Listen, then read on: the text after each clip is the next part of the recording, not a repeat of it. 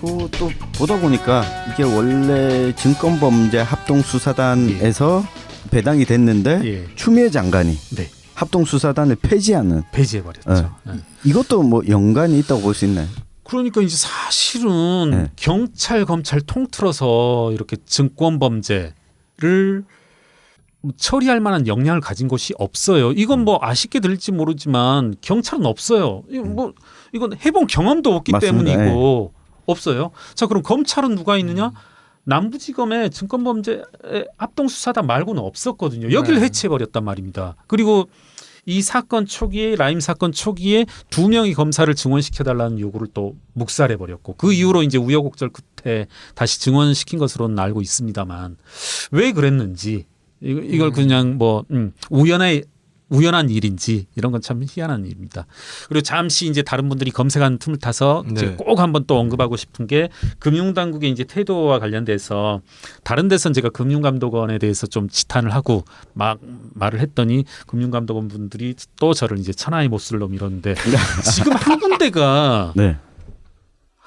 그 당연히 금융당국이라고 하면 네. 이름이 오르내려야 되는데 전혀 이야기 없는 곳이 있어요. 어디입니까?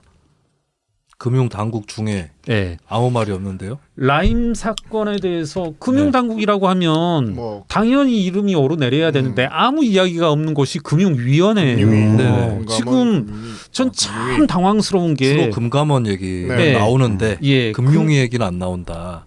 금융위원회가 또 움직이지도 않아요. 네. 이 사건에 대해서. 전 이게 너무 의아해요.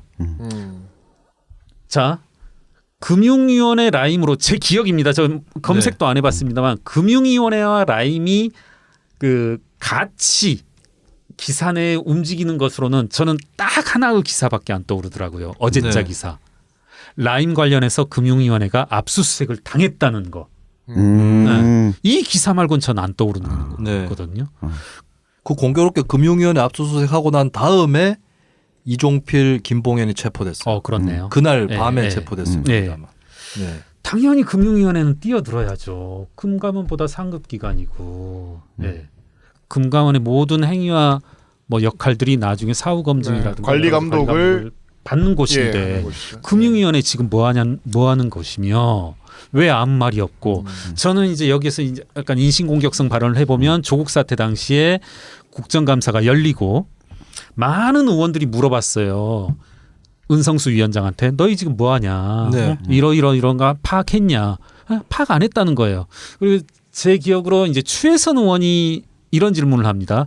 제가 써줬었는데 정경심 교수의 집에서 주식 실물이 발견됐다. 이게 뭘 의미하느냐? 이런 질문을 했어요. 그거는 뉴스에 나온 거 같아요. 남동생 집이었죠.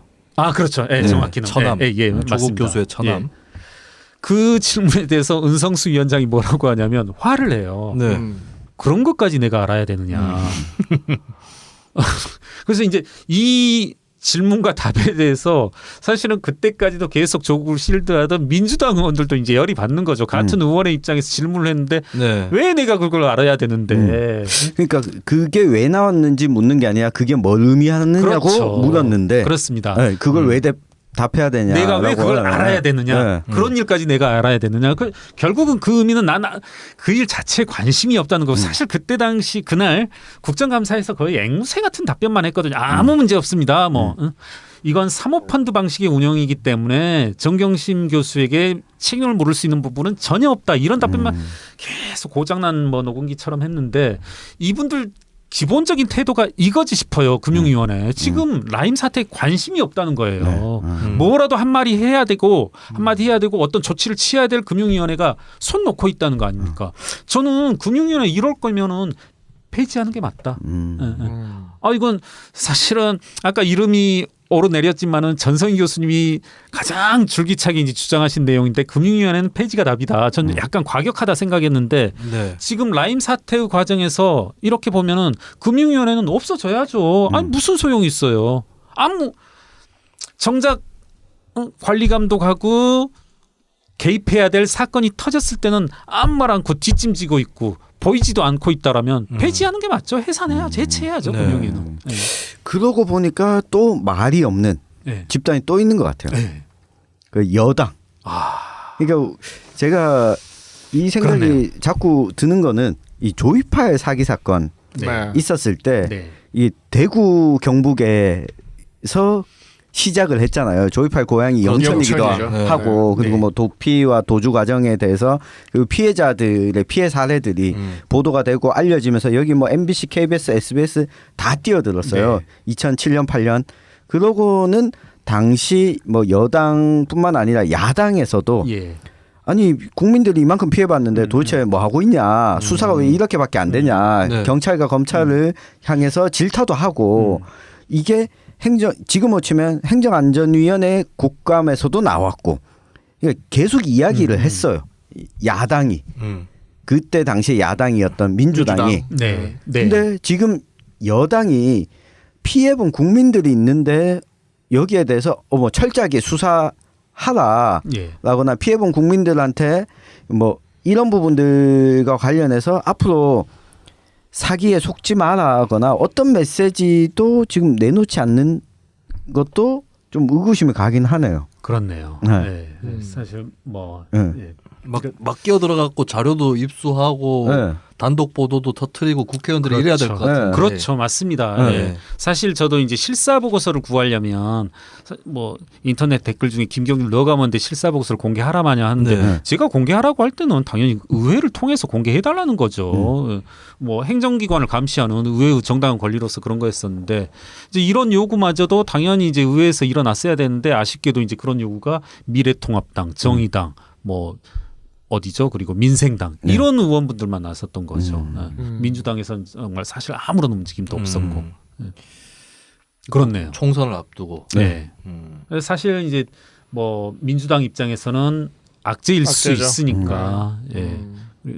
또 뭐 윤석열 총장도 과거 이제 선거에 개입하는 일은 없도록 하겠다 해서 약간은 자제한 것 같아요. 그래서 이제 총선이 끝나자마자 네. 곧바로 네. 이제 그 다음 날부터 이렇게 구속영장 바로 다음 날 청구하고. 체포가 예. 됐습니다. 예, 그랬죠. 그럴 줄 네. 알고 있었다만. 네.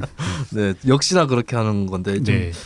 그또 아까 금융위원회 금융감독원 얘기 나왔는데 지금 사실상 이제 검찰 출신이겠지만 반 검찰 뭐 친 법무부라고 해야 되겠죠. 예. 법무부의 김호수 차관이 예. 금감 원장으로 간다는 예. 설이 돌고 그러면 지금 윤석현 현 원장보다 더 못할 거다. 네. 윤석현 원장은 좀 긍정 평가하는 여론도 좀 그렇죠. 있더라고요. 사실 이 사건 관련해서도 저도 네. 이제 뭐 좀 여러 경로로 듣는 건데 윤석현 원장이 악정고투하고 있다 이렇게 듣고 있습니다. 그러니까 뭐 네.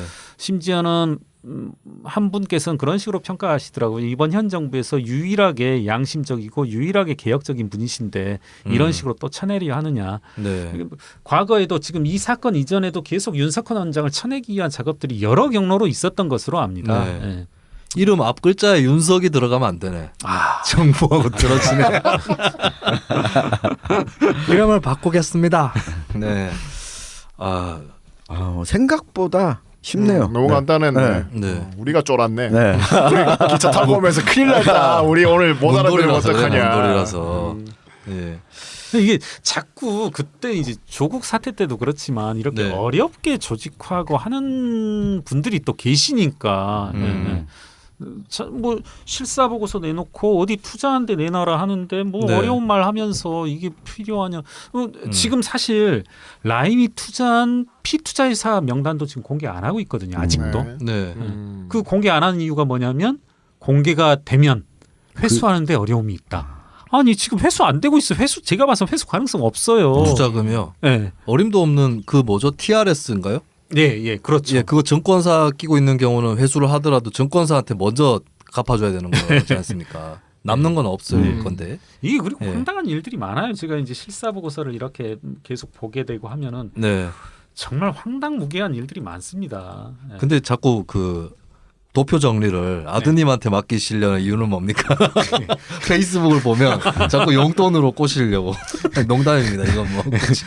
네. 회계사들 작업 중에 하나가 이제 사실은 노가다. 네, 노가다입니다. 네. 숫자 쭉 입력하고 하는 네. 건데 네. 예, 저도 이제 나이가 50이 넘다 보니까 네네. 일할 때도 돋보기 써야 되고 손가락도 누리고 해서 이제 아들한테 아들은 몇 살쯤 됐어요? 딱 21살입니다. 아, 대학생이에요. 예, 예, 아, 예. 그래서 그렇군요. 엑셀 엄청 늘겠네요. 그런데 돌아다니면. 시킨 대로 안 하는 것 같아요. 네. 아주 사소한 이유를 들어서 네. 짐 싸고 나가버리더라고요. 네. 정당한 노동에 대한 정당한 대가를. 그런 요구도 없죠. 뭐 너가 뭐 아예 그냥. 너와 내가 뭐 대가를 네. 주고받는 사이냐. 너는 안 그래도 주는 사이다. 아니 그 간혹 페이스북에 무슨 도표를 올리시는데 제가 일단은 가명 처리를 하겠습니다. 네. 땡땡땡 재단 감사 네. 주요 경력으로 갖고 계시는 분이 자꾸 거론이 되고 있어요. 이건 뭐예요? 뭐에 관련한 겁니까? 이것도 한번 그럼 이런 식으로 말씀드릴게요. 이게 이제 네. 모 신문에서 기사화하겠다 해서 제가 곧바로 또 내렸습니다. 그때 그러게 네. 없어졌더라고요 네. 한번. 일주일 네. 전쯤에 글을 올렸다가 네네. 기사화를 할 테니까 조금 일단은 내려달라. 땡땡땡 재단으로 처리하겠습니다. 네. 뭔지 알 것 같은데. 몰라. 네. 이게 그러니까 제가 이제 청취자분들에게도 드리고 싶은 말이 이러한 그 작전 세력들의 무자본 M&A 주가 조작이라고 하는 게 라임 사건에만 관련된 사건이 아니고 네. 어떻게 보면 일상적으로 있는 사건이다. 코스닥 시장에서요. 예, 그렇습니다. 네. 이 기업을 한번 말씀드리면 아 요거는 라임하고는 관계가 없는 건가요? 땡땡땡 재단. 있다고 해서 전 접근했습니다. 근데 이제 직접적인 아. 연관은 한번 제가 말씀드려볼게요. 제보는 들었는데 네. 뭐 연관이 있다고는 모르겠고 어쨌든 문제가 있다. 예, 예. 인적으로 많이 겹치고요. 그러니까 그렇죠. 라임 피 투자 기업에 있으신 분이 네. 이쪽으로 옮겨오기도 하고 어. 여기 계시던 분이 라임 투자 기업으로 가기도 하고 그 다음에 네. 예를 들어 라임 피 투자 기업의 대주주가 뭐 따따따 7호 투자조합이라면 네. 여기에 대주주는 따따따 8호 투자조합 뭐 네. 이런 게 있어서 이건 라임과 관련성이 있겠다 하고 이제 접근을 하고 이제 기사화하겠다라고 했는데 이 아직은 직접적인 연관은 드러나지 않은데요. 그냥 인물적으로 이제 뭐 왔다 예. 갔다 한 사람들이 예, 그렇습니다. 있다 정도죠. 예, 그렇습니다. 네. 그래서- 땡땡땡 재단이면 네. 당연히 세 글자 이름이겠죠. 네. 아 모르겠고요. 김경률 재단? 아 그리고 이게 더 웃긴 게 이건 뭐 다 유추하실 것 같은데 땡땡 이분이 이 김경률 회계사님 정리하신 도표에 올라왔던 이분이 땡땡땡 재단의 간부이자 뿅뿅이라는 회사의 또 간부인데 이 땡땡땡 재단의 또 다른 인물이 뿅뿅뿅뿅에 뭐를 맡으신 적이 있어요. 어려워. 아. 그래서 이제 그분 이름을 따서 뭐뭐뭐 주라고 했어요. 그 회사를 네. 기억하실 겁니다. 그러니까 전남 지역의 소주. 소주인가요? 네. 저는 다 얘기- 뭐뭐 양조 회사로 알고 있는데 소주 네. 회사구나. 네. 그 회사 그분 주로 불리죠. 네. 네. 그러니까 제가 다른 것도 만들어. 그 회사가 소주도 하지만. 20년 팬인 네. 장나라가 광고했던 소주기 때문에 기억하고 있습니다. 아, 예. 그래서 이렇게만 말하면 이제 명예훼손 소지가 있고 조금만 말씀드려 보면 여기에 이제 D 산업의 주요 주주가 주요 임원이 이제 3명이 들어가는데 이분들이 과거 이제 주가 조작 혐의로 조사를 받고 한 분은 이제 어젠가 그제 이제 한 분 기자님이 또 연락해 주시더라고요. 네. 어젠가 그제 이제 대법원 판결이 나온 분이더라고요. 이제 최종적으로 주가 조작 혐의로 집행유예 판결을 받으신 분. 그러니까 이것도 문제인데 500억. 네. 500억 주가 조작 혐의로 걸렸는데 했는데 최종적으로 집행유예. 한 명만 여기 D 산업의 임원인 3분이 혐의자였었는데 한 명만 집행유예로. 네. 너무 해볼 만하지 않겠습니까? 500억은 그냥 후루룩. 네. 사실은 누굽니까? 좀 찾아가 봐야겠네. 미국으로. 말씀 나온 김에 이 스승이요. 피해 금액이라고 하는 것도 네. 작아지게 마련이거든요. 네. 검찰 조사 과정에서. 네. 실제 피해 금액 그렇죠. 예. 네. 그게 이제 500억인데 그렇게 해서 나온 금액이 500억인데 최종적으로는 집행유예가 나오는 거니까 할 만하죠 이러면. 그렇지 않습니까 사실. 예. 이러고 나서 이분들이 또 뛰어들잖아요. 네. 또 뛰어들고 이분 스카우트 하신 분을 저는 이제 회계사 생활하면서 처음 보는데 상장사의 공시에 뭐라고 하냐면 주요 업무를 대관이라고 합니다. 대관 네. 업무. 네. 관을 상대하는 업무를. 그렇습니다. 로비스트죠. 대관을. 로비스트. 이걸 잘못 오해하시는 분이 그러니까, 그 회사에 공간 무슨 빌려주는 시설이 있는데 빌려주는 강당 일. 빌려주고 이런 거 아니고 그런 걸로 아시는 분들이 간혹 계십니다. 대관 업무를. 그러고서 이제 가상화폐 업체를 인수하려고 하죠. 이분들이. 이 네 명이 이제 한꺼번에 들어오거든요. 네. 한꺼번에 이 D 산업이 들어오면서 가상화폐를 인수하겠다고 하고 그 가상화폐 업체가 또 어떤 데냐? 네. 계속 해킹 사고가 나는 곳입니다. 네. 아마 가상화폐 해킹 사고 하면은 여러 사례들이 나오는데요. 네. 그 중에서 가장 사고가 자주 일어난 곳이고 네네. 저 말고 저같이 가상화폐 거래소 말씀하시는 거예요? 그렇습니다. 거래소. 그렇습니다. 그걸 네네. 인수하겠다고 시도하고 이제 신문 기사에도 쭉 나오는데 네. 저 같은 이제 논리적인 사람 말고 호사가들이 이러길 뭐라고 하냐면 이 해킹 사고는 지금 의도된 해킹 사고다. 일부러. 금액도 뭔가 딱 맞아 떨어지면서 그럼 그 거래소의 가치를 떨어뜨려 가지고 돈의 유출이 유출을. 일어나는 거죠. 이제 뭐 저는 사실로 믿지 않습니다만은 뭐 이제 또 뭐 본 사람들이 이제 자기들 뭐라고 하죠? 그 피싱 당했다고 하잖아요. 네. 네. 저는 이제 피싱 당했다고 믿고 있는데 또 다른 사람들은 자기 사람들은 우리도 믿고 의도적이다. 있습니다. 참고로 네. 우리도 다 믿고 있어요. 아니 그럼요. 아니, 그분 되게 선한 분이신데 네. 권력이 바뀌었다는 걸 저는 아니까. 이제 그런 그분 또 조국에서 발을 떼고 계세요. 네, 서로 발을 떼고 있습니다. 아니, 얘기를 들어보니까 네. 아니, 진짜 이 좋은 머리들을 네. 왜 이런 데 쓰고 계시는지 모르겠어. 이게요. 그러니까 이제 한편으로 이제 사업 모델이 될 수 있는 게 제가 오늘 쭉 말씀드린 거 뭐 무자본 M&A다 네. 주가 조작이다 이게 어려운 게 아니거든요. 어려운 게 아니니까 어렵지는 않고 처벌은 약하고.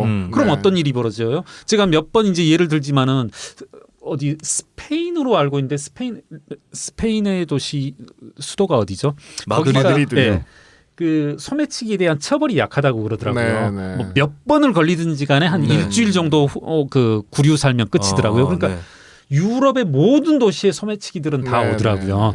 그러니까 자 무자본 M&A 주가 조작 횡령을 한다 한들 처벌이 약하니까 다 뛰어드는 거죠. 네. 이 정도 위험을 리스크를 테이킹할 만한 사람들은 다 뛰어들어요. 악화가 양화를 구축하게 되고 결국 이제 누가 들어오냐?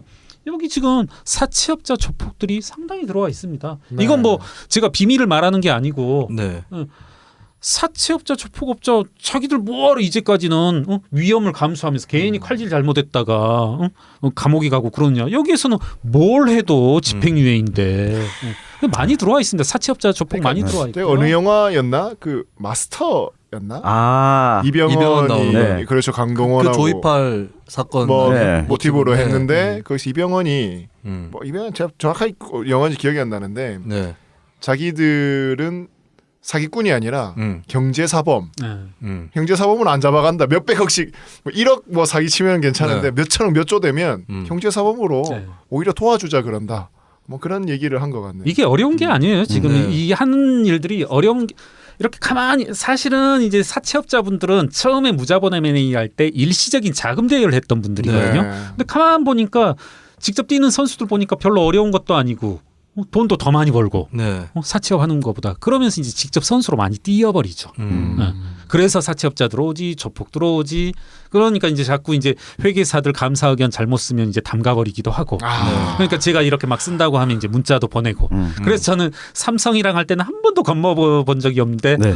이건 좀 양아치들이니까 이런 문자 오면 사실 위축돼요. 그래서 저희 김경률 회계사는 저희 의견과 상관없습니다, 여러분. 언론 자유를 위해서 예. 다양한 이 사람들의 의견은 김경률 회계사의 개인 의견일 뿐입니다. 다양한 사람들을 불러서 얘기를 듣는 것뿐입니다. 저희는. 뉴스 밑장을 들어보셨으면 아시겠지만 저희는 총선 때도 네. 국민의당, 그렇지. 미래통합당, 다 불렀어요. 민주당, 정의당, 네. 국가연금 배당금당까지 다 불렀어요. 다양하게 불렀습니다. 네. 우리 또 이걸 거기 업계 계시는 분들 나오시고 싶으시면 언제든지 저희가 오케이. 초청해서 네. 예, 저희가 한 수 가르치고 출연료가 조금 저렴하긴 하지만 나오시고 싶으면은 저희는 언제든지 모실 수 있다라는 걸 말씀을 드리겠습니다. 이거 사태 접하면서 제도적으로 좀 구멍이 나 있다. 앞으로 정책적으로 보완이 필요하다라고 생각하시는 부분이 있을 것 같은데요. 우선은 너무나 무분별하게 규제가 완화되었고요. 네. 누가 완화했나요? 이게 2015년 경이니까 이제 박근혜 정부 때이긴 하죠. 네. 그리고 이제 이러한 추세들이 현 정부 들어서는 뭐 4차 산업을 육성한다, 벤처 투자를 활성화한다 이렇게 하면서 이제 어떻게 보면 모든 규제막을 거의 풀어 헤쳐버린 꼴이 돼서 현 정부에서도 추가로 푼 것들이 있나요? 규제를 이 관련해서? 관련 구체적인 규제를 완화한 것은 뭐가 있을까요? 제가 사실 그건 정확히는 안 떠오릅니다. 네. 다만 이제 하나하나 여러 가지 벤처 투자를 활성화한다, 뭐 그런 취지의 발언들이라든가 네. 말들은 네. 많이 있었죠. 그리고 아까 전에 말씀하셨던 금융위원회 활동 자체가 네, 좀 가만히 있는 예, 움직이지 않는 상태가 된 것도 현 정부 들어서면서 어느 정도 영향을 그렇습니다. 받을 수밖에 없는 사실 부분이죠. 이제 이분들이 금융 당국자들을 만나면 이런 얘기를 해요. 그게 이제 일정 부분 맞고 네. 사모펀드는 공모펀드와 달리 사모펀드라고 하는 것은 프로 선수들이 뛰는 곳이다. 그 말은 맞거든요. 그런 의미에서 프로 선수들이 뛰는 이상은 투자 과정에 대해서 금융당국은 개입하면 안 된다. 이건 다만 투자 결과를 가지고 최초 투자자들의 평가가 따르게 되면 자연스럽게 이와 같은 사기적인 펀드, 성과율이 낮은 펀드는 퇴출되게 된다는 게 이제 금융당국의 입장이면서 좋게 표현하면은 이제 시장 참여자 간의 자율적인 조정에 맡기겠다는 건데 그러면 프로만 들어갈 수 있게 해줘야죠. 이렇게 뭐 점당 고스톱 점당 뭐 만 원, 그렇죠. 10만 원짜리 네. 시장에는 선수들만 들어가게 한쪽 팔이 타짜들만 없다라든가 들어가게. 타짜들만 들어가게 해야 되는데 동네 아저씨들 아줌마들 뭐 이렇게 그 객장으로 들어가는 거 보면 못 들어가게 해야죠. 그런데 그 아저씨 아줌마들이 들어가서 다 털리고 나오고 다 털리고 있는데도 그걸 이제 반감만 하는 거죠. 일단 너희들은 털리고 나오고 그건 자율적으로 네가 들어갔으니까 네가 책임져라. 이런 시각은 좀 문제가 있지 않나. 프로가 아닌 사람이 들어갔는데 그리고 불안전 판매가 이루어졌는데 그리고 구체적인 범죄 행위가 정상적인 어떤 투자 프로세스가 아닌 무자본 M&A라든가 횡령 배임이 일어나고 있는 걸 목격했으면 개입해야죠. 네. 사후 개입도 잘 안 되고 있고. 예. 그리고 저는 이 부분은 꼭 한번 뭐 현대 사회에서 적합한 발언인지 모르겠지만은 사후 규제, 사후 처벌을 대단히 강화해야 된다. 네. 공공연히 얘기하거든요, 이분들이. 잘해야 이건 집행유예이다. 네. 아까 D산업에 참여했던 그 사람도 이제 최종적으로 500억 그 주가 조작 혐의로 걸려 들어갔습니다만 이제 최종적으로 집행유예 받는 것에서도 보듯이. 이게 이제 규제 완화가 2015년에는 투자 최저 한도를 낮추는 맞습니다. 뭐 그런 규제 맞습니다. 완화가 있었고 예. 2018년에는 이제 벤처 코스닥 펀드라는 그렇죠. 걸 도입했었다. 계속 있어 왔습니다. 지금 네. 이제 최근에 언론 보도에서도 또 개인 투자 조합에 대한 규제도 또 이제 네. 제가 라임과 구체적으로 연관이 안 되기 때문에 말씀 안 드렸는데 네. 계속 이런 이제 규제 완화를 하려는 취지는 그거라고 들었습니다. 그러니까 예를 들어 어떤 벤처 사업가가 있다라면 2차 전지 뭐 자율주행차, 네. 수소버스 이런 걸 하려는 벤처 사업가가 있는데 은행에서도 돈 안 빌려줘. 그렇다고 그 사람 또 거래소 가서 공모의 과정을 거칠 수도 없어.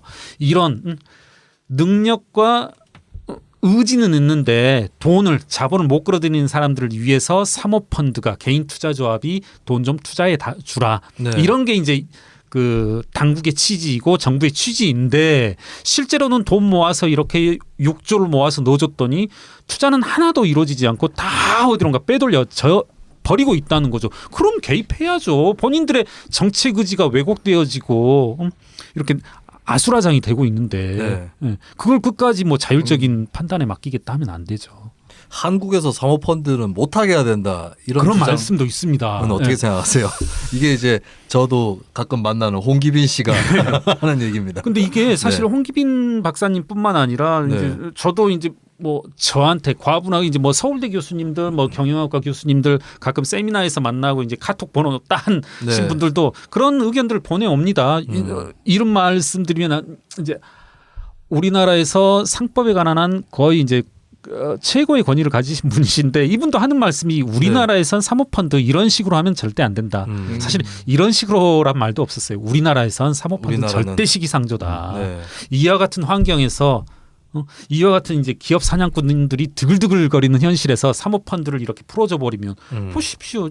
그 결과가 지금 이거거든요. 네. 김봉현, 네. 조범동, 지혜보자 X 이런 사람들이 활개치는 거거든요. 음. 아 이건 정말 개탄할 만한 현실이고 네. 하나의 저는 이미지화돼서 극적으로 나타나는 게 지혜보자 X가 이곳저곳에 나타나서 자신이 뭐 금융 전문가다, 사모펀드 전문가다, 그리고 모든 것을 뭐 결정지어주고 김경률은 삼성은 알아도 사모펀드는 모른다. 네. 아 자존심 상해서.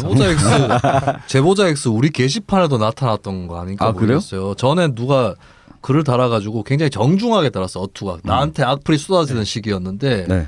정중하게 그 시기는 느리잖아 늘. 정중하게 요즘에는 아니거든요.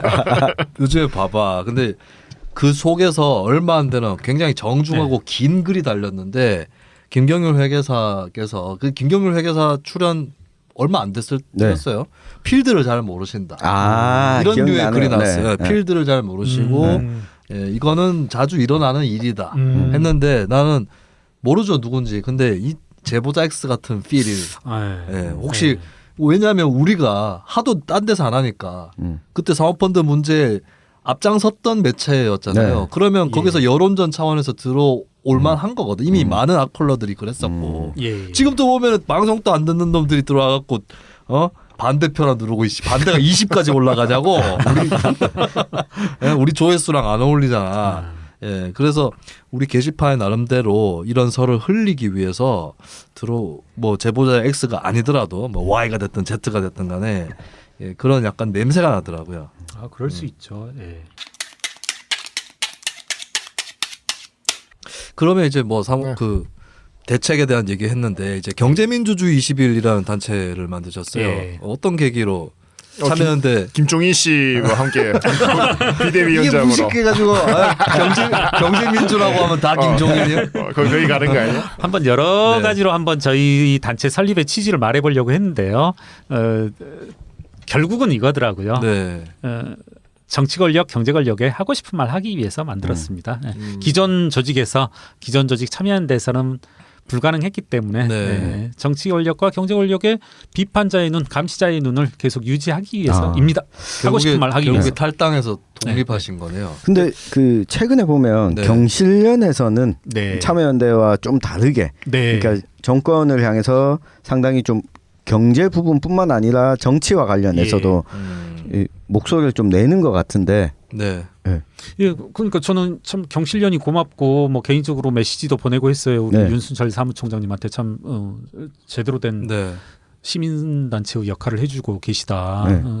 윤 사무총장님 저 계셔서. 경실련이 열심히 하면 경제민주주의 연대도 흔들리는 거 아닌가요? 나와바리가 겹쳐서. 그렇네요. 경제민주주의 21일이 21일. 않아. 연대가 아니고. 아 경제민주주의 20일. 네. 네. 저는 이제 참여연대에서 20년 동안 있으면서 특히 좁게는 저희 이제 경제금융센터의 장점이 뭐였냐면 이런 거였어요. 자주 이제 신입으로 들어오시는 변호사님한테 뭐 간사님한테 그런 말을 했는데 우리 팀의 장점은 하려고 하면은 누구도 말리지 않는다. 뭐 하겠다고 하면은 정말 말리질 않거든요. 예.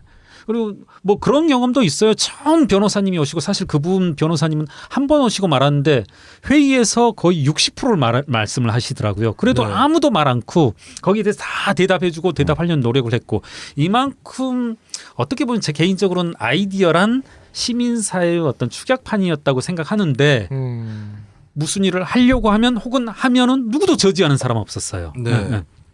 그런데 이제 이번 정부 들어서 뭔가를 하려고 하면 공정위호 유선주 국장에 대해서 문제 제기를 하려고 하면 커트당하고 급기야는 이제 조국 전 장관에 대해서는 문제 제기하려고 하면 이제 아예 못하게 하는 그런 일들이 빚어져서 이제 뭐 손 씻고 나왔죠. 뭐. 네.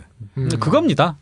뭐 다른 뭐 대의 뭐 이런 거 제가 이야기한들 뭐 어쩌겠습니까? 경제민주주의 20일에 예. 다른 어떤 경제 관련 단체하고 다른 특징이 있다면 어떤 것일까요? 우리들만의 어떤 이념적 차이. 네, 뭐 그런 걸 포함해서. 김경률이 있다. 있고 없고. 뭐 이제 저희가 제가 뭐 전성인 교수님 같이 몸담고 있는 전성인 교수님이 어떻게 보면 삼성이라는 거대 권력 앞에서 유일하게 흔들리지 않고 반대의 목소리, 재벌개혁의 목소리를 일관되게 내왔던 것 그게 뭐 차이점이라면 차이점일 수 있지 않을까. 거대한 담론으로 뭐 저희가 경제 이념을 설명드리는 것보다. 그 이슈 파이팅에서의 예, 그렇습니다. 이력들. 예, 삼성바이오로직스 문제라든가 회계 처리 문제라든가 예, 그러면 삼성의 지배 구조와 관련된 제일 좀 주력하고 계신 이슈나 분야는 어떤 거예요?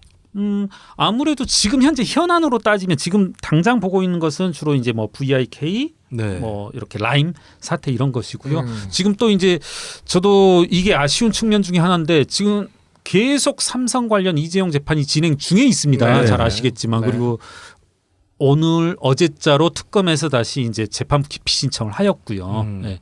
그런 이슈들 저희 끊임없이 이제 계속 작업하고 있는데 이런 것들은 좀 많이 안 알려지고 있어요. 저희들. 네. 그리고 이제 뭐 윤석열로 대표되는 검찰이 자꾸 이제 여러 뭐 언론이라든가 국회로부터 이제 공격을 받다 보니까 이제 많이 신경을 못 쓰고 있는데 이제 삼성 관련 건에 대해서도 사실은 뭐 윤석열 검사, 한동훈 검사 이런 분들이 이제 주축이 돼서 어떻게 보면 검찰 역사상 최초로 이제 그 재판정에까지 세우고 했으니까 이런 것들이 빨리 이제 결말을 봐야 되는데 이제 저는 이 사건들뿐만 아니라 조국이 아니라 장모가 아니라 삼성 관련 재판에서 네. 어떤 매조지가 되기 위해서는 빨리 조금 나의 적은 삼성이다. 네. 짜잘한 거 비켜라 그냥. 나는 그리고 무서워요 진짜. 아, 이거 무서워. 무서워. 이게. 삼성이 더 평화적이야. 사람이 무서워가지고. 아니 근데 이거는 좀 이게 그거죠. 그러니까 미국하고 싸울 때보다 알카에다랑 싸울 때 더 겁나는 거예요. 그러니까 넘버스. 차라리 링에서 제대로 붙으면 모르겠는데 동네 아이들하고 싸우면 이 뭐 때릴 수도 없고 막 뒤에서 그러니까, 날아올 수도 있거든. 뒤에서 벽돌 들고 와가지고 아니 그 이름이 경제민주주의 21이잖아요. 네. 중요한 질문은 아닌데 지금 21세기잖아요. 그러니까. 사실 20세기에 네.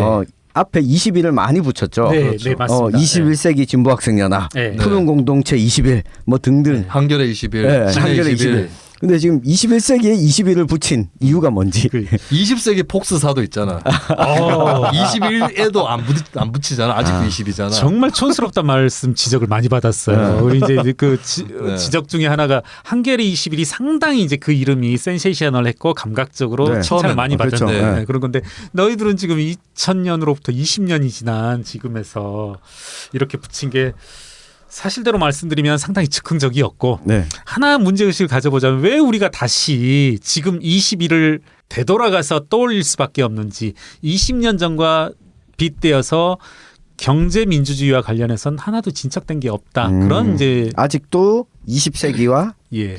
똑같은 상황이다. 네. 네. 네. 뭐 그런 문제의식을 좀 심고저 하는 그런 거였습니다. 네. 혹시 사후에 지어내신 제가 봤을 때 이건 뒤에 만드신 것 같아. 아, 예리하셔 다들. 예리하셔. 조국 사태 이후의 삶은 어떠셨어요? 아니, 그러니까 저는 네. 궁금한 게 네. 이렇게 막 파고 하시는 게 그 사람들이야 그게 직업이지만 네. 뭐 물론 이제 직업적으로 하십니다만 이 클라이언트가 있는 것도 아니고 뭐 이거 한다고 해가지고 진짜 아무도 아니 기자들이야 그거 김경률 회계사가 만든 자료 받아가지고 기사 쓰고 돈 벌지만 아무도 도와주는 사람 없는데 참 너무 안 힘드실까. 인간관계가 많이 정리가 됐고요. 네. 우리 이제 저를 아껴주시던 뭐 이런 분들이 전화하고 하면서 욕도 하시고 그러다가 결국 이제 다 뭐 인간관계가 많이 정리가 됐고 새롭게 맺은 김수민 같은 저는 돈 안 되는 인간관계. 뭐 그 부분에 관해서는 저는 이제 한 말씀만 드리고 싶은 게 뭐 굳이 제가 지식인이라고 자칭하지 않고서도 시민사회 일원으로서 가장 두려워해야 되는 것은 비판을 멈추는 것을 두려워해야 될 것 같아요. 네. 그건 뭐 제가 시민사회 일원으로서 지식인으로서 생명이 끝났다는 걸 의미하니까 저는 두려워할 건 그거지. 내 입을 누가 막을 수 있으리. 난 그거고요. 그 저를 많이 걱정해 주시는 선배님들한테는 그 말씀을 드리고 싶고 오늘 제목 나왔습니다. 내 입은 못 막는다. 김경률 내 입은 못 막아. 가끔 또 이런 말씀을 하세요. 왜 이 일을 하냐. 제가 봐도 요즘 그 많은 시간을 투자해서 하고 있거든요. 아드님도 힘들고 네. 지금 밤낮으로 하고 있는데 뭐 깨놓고 이야기하면 약간 악이 받친 거죠. 악도 받쳤고. 막쳐서. 우리는 또 하면 물면 안 놓으니까. 한번 물렸으니까 이제 또 서로. 막침. 뭐 누군가는 해야 될 일이고 뭐 그뿐은 없지 돌아오는 반대급은 없지만 그리고 또 재밌으니까. 저는 관종이니까. 그래도 좀 팀이 있다라는 생각이 들면은 네. 좀 위안이 되고 정말 든든하더라고요. 네, 사실 그렇습니다. 저하고 김경률 회계사는 레드필이라고 하는 네. 모임을 요새 이제 네. 코로나 때문에 잘 못 갖고 있긴 한데 거기 가 보면 굉장히 좋은 분들이 또 와 계십니다. 그 네. 정말 헌신적으로 노동운동 하셨던 분들도 예. 계시는 거고. 네. 그래서 솔직히 나 웃긴 게 이제 그 뭐 깨진 사람들 있잖아요. 네. 소위 얘기하는 걔들이 뭐 걸핏하면 하다 안 되면 삼성 얘기하거든. 마치 자기들이 삼성과 싸우는 보루인 것처럼. 근데 실제로 삼성과 싸운 사람들 누구냐? 이를테면 김용희 노동자가 지금 공공농성 하고 있는데 거기 계속 연대 활동하는 지식인 누구냐? 임미리 교수예요. 네. 민주당은 빼고 얘기했습니다. 맞습니다. 그 사람이 인생에 그 활동이 처음도 아니고 근데 이런 거 다 지워버리거든. 네. 지들 마음에 한 번 안 들면. 네. 예. 이런 식으로 해왔지만 그걸 버티고 이겨나가는 사람들이 네. 예, 모임에서 또 보게 되면 네. 우리가 이긴다라는 확신이 절로 들어요. 그렇죠. 예. 예. 또 뭐 압권들 그것도 있었지 않습니까? 네. 홍세화 교수한테 넌 뭐 했냐 지난 시간. 아, 야, 그분 그런 배짱. 네. 어목한 시절에 네. 홍세화 선생은 뭐 했냐고. 네. 거기다 한술 더 떠서 네, 네. 사실 홍세아 선생이 어. 난민전 사건에 연루가 된 것처럼 꾸며가지고 파리에 망명한 거다라고 아. 하는 썰도 네. 저는 오. 페이스북에서 봤습니다. 그건 뭐할로 망명을 해? 아. 꾸밀 거면. 이명박도 아니고. 어. 지네가 역사 조작 왜곡해놓고는 뭐 맨날 역사를 잊은 민족에겐 미래가 없대. 그리고 뭐 이런 것도 봤어요. 어. 이게 파리에서 택시 운전이나 하던 사람이 뭘 알겠냐고. 밑바닥을 드러내. 아니 네. 파리에서 택시 운전한 사람도 잘 알지. 어. 그게 뭐? 그러니까. 그 한국의 택시 기사 분들하고 얘기해봐요. 얼마나 시사평론가가 부끄러울 정도니까. 그렇지. 대구 와서 택시 한번 타봐. 문재인 어떻게 평가되나. 이겨봐. 그 택시 기사들과 싸우고 따지고 하는 게 아니라 그 기사분들이 왜 그런 이야기를 하는지를 알아야 그렇지. 민주당이 제대로 이길 수 돌아갑니다. 있지. 아 됐어 이렇게 얘기해줘봤자 뭐 정신을 못 차리는 사람들이 너무 많아요. 홍세화 선생 경우는 레드필에서 이제 굉장히 유용하신 분입니다.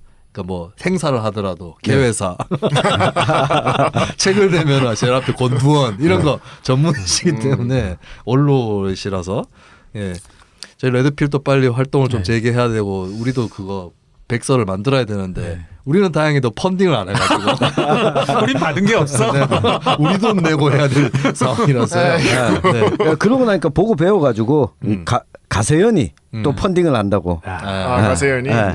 그 부정 투표, 부정 개표 이야기를 네, 하면서 네. 이제 펀딩을 하겠다고. 그러니까 비슷한 사람들끼리 배우나 봐요. 배우는 거지. 김건모가 빨리 강용석한테 100억을 받아 가셨으면 좋겠어요.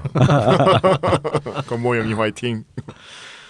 네, 끝으로 뭐 또 이창원 저는 그냥 전용기 두 분은 오늘 뭐 그냥 총선 평가 우리 김경률 회계사님 그 보시는 얘기를 조금 조금 듣고 그래도 하죠. 근데 이제 뭐 누구 찍으셨어요? 저도 물어봐도 되나? 이게 궁금했는데. 밝히실 수 아니 없어요. 뭐 비밀 투표의 원칙. 저기 정당 투표는 정말 고민 많이 했어요. 네. 그러니까 정당 투표가 국민의당. 처음 생겼을 때는 열린우리당을 찍었고요. 아 그래요? 생겼을 때 처음 생겼을 때 네, 처음에. 2004년 그때 민주노동당 있었을 때 있었을 때 열린우리당 네. 지지하셨어요. 네. 저희 사무실 사무장이 민주노동당 찍겠다고 했을 때 야 민주노동당의 실상은 NL이다. NL이 너 뭐지? 열린우리당 때 386 NL 아닙니까? 이왕 NL이니까 더큰 NL 찍자 이거예요? 아 그때는 대깨 노였구나. 네. 대깨 노여서 그 얘기 내가 어디서 들었어요. 원래 노빠였다. 네. 김경률은 노빠였다는 얘기를 제가 어디서 들은 거. 참고로 제가 언제죠? 노무현 대통령이 이제 그 선거 준비할 때 다들 사람들 떠나서 장부를 못 만들었어요. 거기가 그 시민단체에서 지금 이야기하면 시민단체가 저를 이제 욕할 텐데 박쥐라고 실제 박쥐처럼 행동했는데 시민단체에서 당시 대선 자금을 저기 투명하게 집행하는지 감시하겠다고. 감시단을 조직했고 각 정당들은 이제 장부를 만들어서 제출하겠다는 협약을 해서 장부를 만들어야 되는데 당시 이제 노무현 캠프가 그런 사람들이 없었어요. 사람이 없어 실제로 다 떠나버려서 네. 그래서 어느 날은 연락이 왔더라고요. 그러니까 노사모에서 노사모 회원은 아니었는데 와서 장부 좀 만들어 달라. 그래서 가서 장부를 만들었죠. 장부를 만들 밤에. 그러니까 낮에는 그때 회계법인에 있을 때니까 일하고 밤에 가서 밤새워서 만들고 그런 감시를 하는 시민단체 분들은 다 아시는 분이니까 저는 이제 뒤에 숨어서 네. 얼굴은 못 나타내면서 했었죠. 네. 그렇게 스파이. 네. 스파이 박쥐 지저분한 행동. 네. 네. 이번에는 다시 돌아서 이번에는 열린민주당 찍으셨으니까 그 이후로는 계속 정의당 계열을 찍었죠. 네. 그 제정신이 돌아와서 정의당 계열 찍었다가 이번에 이제 작년 하반기를 겪으면서 이제 나는 정의당 찍는 일은 없겠다 이랬다가 한 총선 2주 전쯤에 정의당의 젊은 분들이 저기한 적이 있어요. 그때 이제 진중권 교수도 페이스북에 정의당을 찍겠다고 하고 실제로 또 찍은 것으로 보이시더라고요. 네. 그런 것 같아요. 그래, 저도 미운정은 있지만 그래도 찍을 때는 정의당밖에 없다라고 했다가 막판에 다시 또 이제 몇몇 분들이 해서 이 표를 어디에 버리리 하다가 너무 이야기를 길게 했구나. 노동당 찍었습니다. 두 부류가 있는데 저하고 비슷한 사람들이 두 갈래로 가려졌어요. 그러니까 트리거가 눌려진 건데 저는 이제 노동당 마르크스 연수막 때문에 노동당 찍으려고 고민하다가 안 찍었고요. 근데 거꾸로 정의당을 찍으려다가 안 찍은 노동당을 찍은 분들은 심상정 대표가 막판에 문재인 정부의 성공을 위해서 정의당에 찍어달라. 여기에 트리거가 눌려서 노동당 찍었다는 분들이 몇 분 계시더라고요. 근데 저도 그 기사를 봤는데 이게 언론의 약간 장난이에요. 특히 그 심상정 대표나 국회의원들 선대위원장급들이 오면 기사가 될 만한 코멘트를 미리 만들어 구상을 하고 있어요. 이 말이 나오게끔 유도를 또 해요.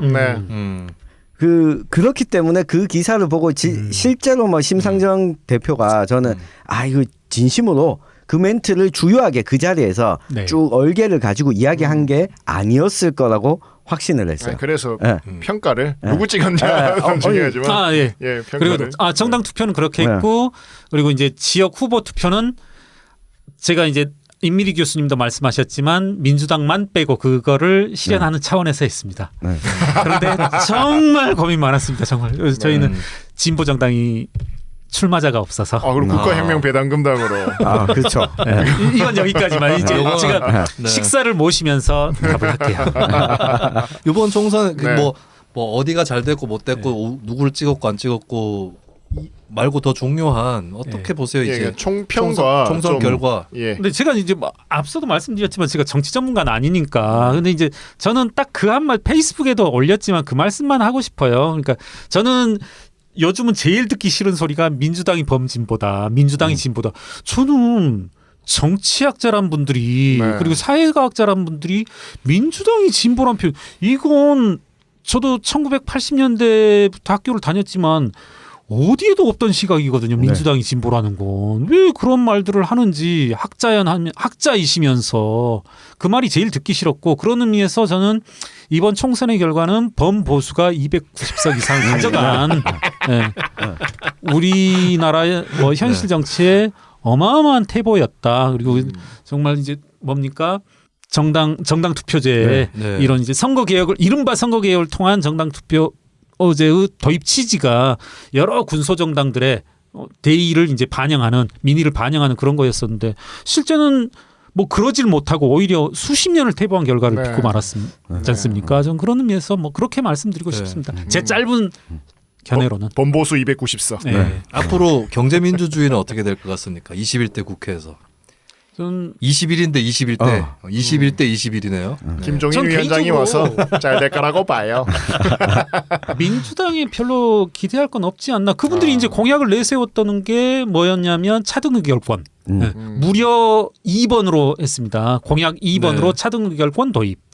그리고 이분들이 저희 동네 의원도 마찬가지지만 종부세 폐지 뭐 이런 것들을 했고요. 그리고 끊임없이 이름 두 글자인 의원이요.